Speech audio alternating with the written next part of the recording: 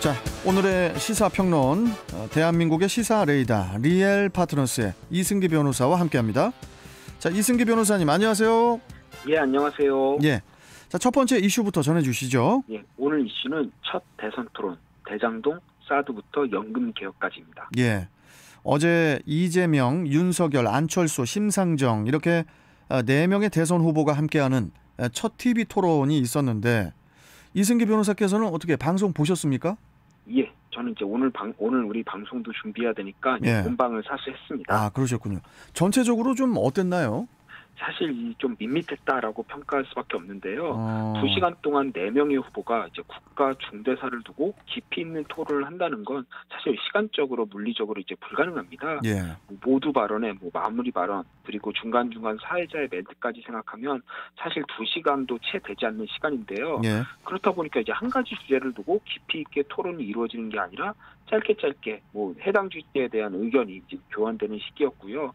이마저도 4명의 후보들에게 안분되다 보니까 좀 집중도가 좀 떨어지는 그런 느낌이었고요. 사실 그 정도는 유튜브나 SNS만 봐도 후보들 간 각종 공약이나 일거수일투족으로 바로 이제는 곧바로 이제 확인이 되는 내용인데 예, 굳이 이걸 토론으로 봐야 하는지 솔직히 좀 의문이었습니다. 예, 특히 언제부턴가 이 TV 토론이 약간 순발력 테스트 내지 장학 퀴즈처럼 된 게 일단 질문을 길게 해도 답변 시간을 짧게 줍니다.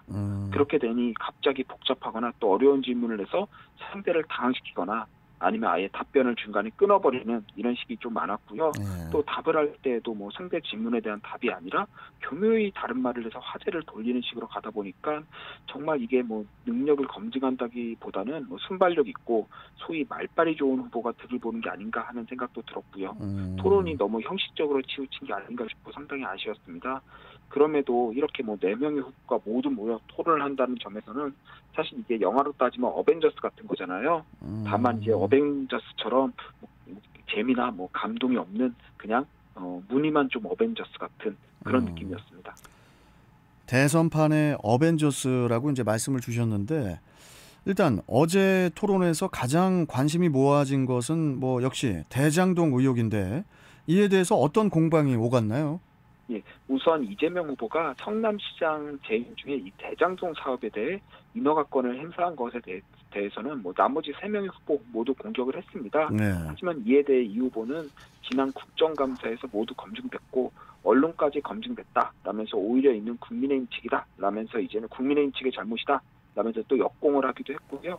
치열하긴 했지만 기존에 이미 나왔던 내용이라 좀 맥이 빠졌습니다. 예. 어제 토론회에서 이재명, 윤석열 두 후보자의 배우자를 포함한 그 가족 관련 의혹에 대한 난타전이 예상이 됐는데 예상과 달리 두 후보 모두 그 가족 관련 의혹은 일절 언급하지는 않았어요. 예, 아무래도 이제 첫 토론이다 보니까 후보 본인이 아닌 배우자나 가족 문제를 제기하는 건 좀 국민들에게 네거티브로 보일 염려가 있고 또 두 후보 모두 이제 배우자 문제에 있어서는 서로 약점이 있다 보니까 굳이 그 부분을 언급해봐야 역공이 당할 게 분명하지 않습니까? 그래서 이심점심이라고 하는데 최근에는 아예 이심, 윤심이라고 해서 자연스럽게 서로 그 부분을 건드리지 않고 넘어간 게 아닌가 이렇게 보이고요. 아마 앞으로도 배우자 문제에 대해서는 서로 좀 선을 지키지 않을까 이렇게 예상하고 있습니다.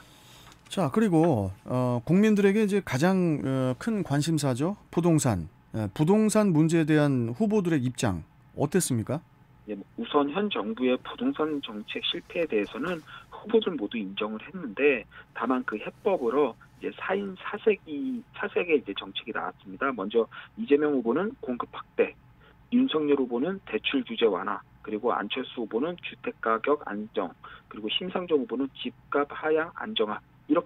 이렇게 각각 합법을 밝혔는데요. 네. 특히 이 후보는 부동산 공급이 지나치게 억제된 점을 지적하면서 청년들을 대상으로 해서 이제 DSR, 그러니까 총부채 원리금 상환 비율 한도를 좀 상향하는 것을 제시했습니다. 반면에 윤 후보는 종합부동산세 폐지와 또 임대차 3법 개정, 그리고 청년 공급 정책으로 이제 분양가의 20%를 내면 나머지는 2% 이율로 20년간 빌려주는 청년 원가 주택을 내놨고요. 그에 반해 안철수 후보는 현 61%인 주택 자가 보유율을 이제 80%로 확대하고 고연령자가 유리한 청약제도를 개편해 세대별 쿼터제를 적용하겠다라고 했고요. 또 청년을 위한 주택 공급 방안으로 이제 거치 기간 15년으로 한 45년 초장기 주택담보대출을 이제 제시하기도 했고요. 그리고 심상정 후보의 경우에는 토지 비축 은행을 신설해서 전국에 개발할 이제 토지를 확보해 35조 원의 주택도시기금을 임대 아파트 지원에 써야 한다라고 주장을 해서 이 부분은 좀 4명의 후보 간에 좀 차별화가 좀 되는 내용이었습니다. 색깔이 다 좀 달랐네요. 자, 그리고 외교 안보 토론에서는 윤석열 후보의 그 사드 추가 배치 공약과 관련해서 후보들 간 설전이 이어졌는데 어떤 내용이었나요? 예, 먼저 이재명 후보가 윤석열 후보의 사드 추가 배치 입장과 관련해 이 수도권에 하면 고고도 미사일은 해당이 없는데 왜 다시 설치를 해서 중국의 반발을 불러와 이제 경제를 망치려고 하냐라고 비판을 했습니다. 이에 윤 후보는 이제 북한에서 수도권을 겨냥할 경우에는 고각 발사를 하는 경우가 많기 때문에 수도권에도 사드가 필요하다라고 하면서 그리고 이 요격 장소는 꼭 수도권이 아니어도 되고 군사적으로 그건 정하면 될 문제다라고 반박을 했습니다.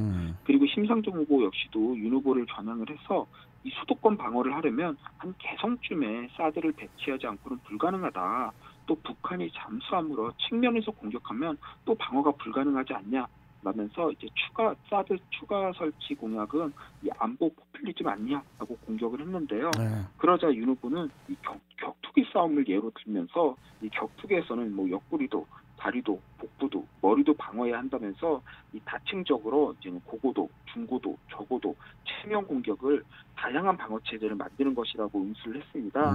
그리고 또 심 후보가 윤 후보의 또 대북 선제 타격론에 대해 이 전쟁 가능성을 거론했다며 이 경솔하다라고 비판을 했는데 윤 후보는 이 전쟁을 하려는 것이 아니라 전쟁을 억제하기 위한 힘을 기르는 것이라면서 현 정부에서 만든 국방 백서를 보면은 이 삼축 미사일 방어 체계의 이제 선제 타격에 해당하는 이 킬체인이라는 게 있는데 이 킬체인에 대해서 이 문재인 정부도 이 킬체인을 차질 없이 준비해라.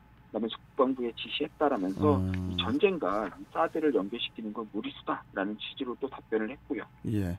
자, 그리고 어제 토론에서 그 중국과 관련된 산불 정책에 대한 논쟁도 있었는데요. 이 산불 정책이 뭡니까? 예, 산불 정책이란 게 이 사드 추가 배치를 하지 않고 또 한미일 3국 군사동맹에 참여하지 않으며 또 미국이 주도하는 미사일 방어 체계에 들어가지 않는다는 이 문재인 정부의 대중 외교 방침을 말하는데요. 이는 안철수 후보가 이재명 후보에게 이 산불 정책을 그대로 유지할 거냐, 이거 너무 굴욕적인 중국 사대주의 아니냐, 우리가 자주권을 잃어버릴 정도의 심각한 이야기다. 라고 물으면서 이제 시작이 됐습니다. 하지만 이에 대해 이재명 후보는 이 중국과 관련돼서는 우리의 무역 의존도나 협력 관계를 결코 무시할 수 없다라고 답하면서 이 산불 정책을 유지한다는 취지의 입장을 밝혔고요. 예. 그리고 어제 토론에서 그 4명의 후보가 모두 의견 일치를 본 게 또 있다고 하더라고요. 예, 바로 연금 개혁인데요. 사실 연금 개혁은 워낙 민감한 문제이다 보니까 안철수 후보를 제외한 다른 후보들은 원칙론적으로 찬성한다 이런 입장만 밝힐 뿐 이 구체적인 방법론을 두고는 향후 국민적 합의를 통해 진행하겠다는 식의 아주 추상적 입장만 밝혔습니다.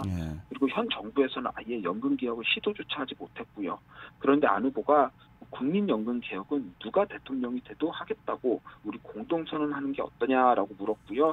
그러자 이재명 후보와 윤석열 후보 모두 찬성하면서 이 부분에 대해서는 모두 의견 일치를 본 이제 가시적인 성과가 있었는데요. 비록 의견 일치를 봤지만 실제 누군가 대통령이 됐을 때 과연 이 연금 개혁을 이게 힘있게 끌고 갈 수 있을지에 대해서는 좀 회의적인 목소리가 많습니다. 예. 자, 앞으로 남은 3차례의 TV 토론에서는 보다 생산적인 논쟁이 이어지길 바라겠고요. 자, 오늘 말씀 여기까지 듣도록 하겠습니다. 고맙습니다. 예, 감사합니다. 네. 자, 시사평론가 리엘파트너스의 이승기 변호사와 함께 했습니다.